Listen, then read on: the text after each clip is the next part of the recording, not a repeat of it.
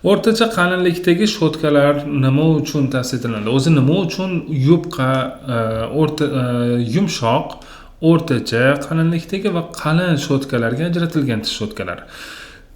Sababi yumshoq tipdagi shotkalar bu milklari qonuvchan bo'lgan bemorlarga, milklari shamollagan bo'lishligi mumkin yoki tishlari o'ta sezuvchan holatdagi insonlarga yumshoq tolali tish shotkalaridan foydalanish tavsiya etiladi.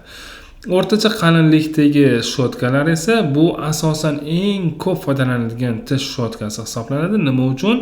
Bular o'sha sezgirligi yuqori bo'lmagan, odatiy tishlari sog'lom bo'lgan insonlar foydalanishligiga mo'ljallangan tish shotkalari.